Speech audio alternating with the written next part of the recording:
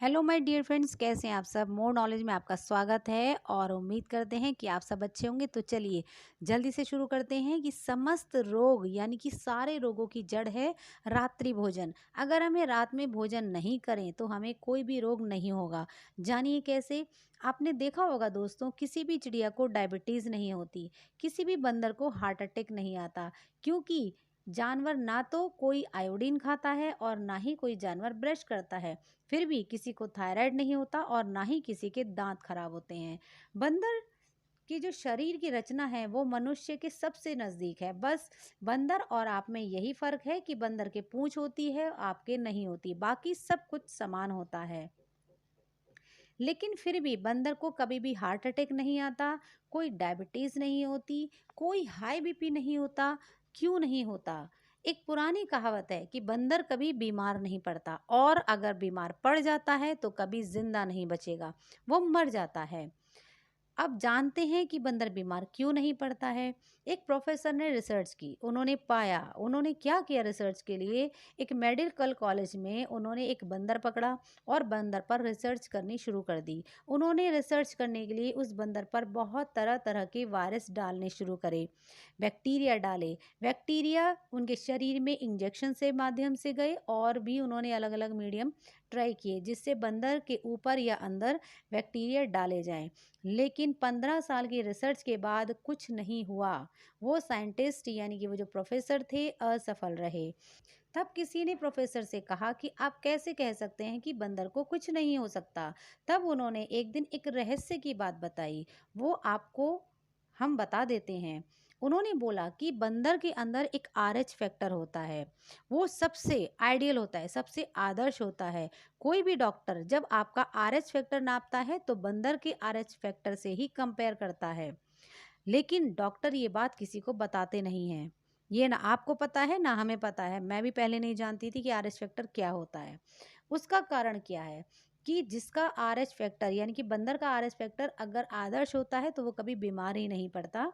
उसका कारण है कि उसे कोई बीमारी नहीं आ सकती। उसके ब्लड में कभी कोई कोलेस्ट्रॉल नहीं बढ़ सकता, कोई ट्राइग्लिसराइड नहीं बढ़ सकता, ना ही उसे कोई डायबिटीज़ हो सकती है। शुगर उसके बाहर से उसके बॉडी में कितना भी डाल दिया जाए वो टिकती ही नहीं है। तो ये सब रिसर्च बंदर पर की गई हैं और इसका कारण है कि बंदर या सारे जानवर ये जो होते हैं सुबह सुबह सब कुछ खा लेते हैं। इसी के विपरीत आदमी कुछ नहीं खाता। जब आदमी कुछ नहीं खाता तो सारी बीमारियां उसको इस वजह से आती हैं। दोस्तों आपने देखा होगा, सूर्य निकलते ही सारी चिड़िया सारे जानवर भरपेट भोजन करते हैं। लेकिन जब से मनुष्य ब्रेकफास्ट लंच डिनर और पता नहीं किस किस के चक्कर में पड़ा है, तब से मनुष्य ज़्यादा बीमार रहने लगा है। एक प्रोफेसर ने ये भी बताया कि उसने बहुत सारे अपने जो पेशेंट हैं उन पर भी रिसर्च की, उन सबको बोला कि आप सुबह सुबह खाओ।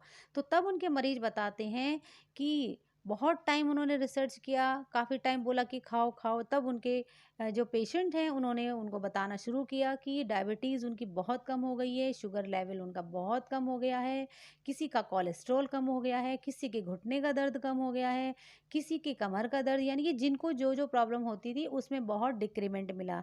गैस बनना बंद हो गया, पेट में जलन बननी बंद हो गई, नींद अच्छी आना शुरू हो गई और बहुत सारी चीज़ें हैं। दोस्तों आपने भी सुना होगा, बाघ भट्ट जी ने तो 350 साल पहले ये कह दिया था कि सुबह किया हुआ भोजन सबसे अच्छा होता है।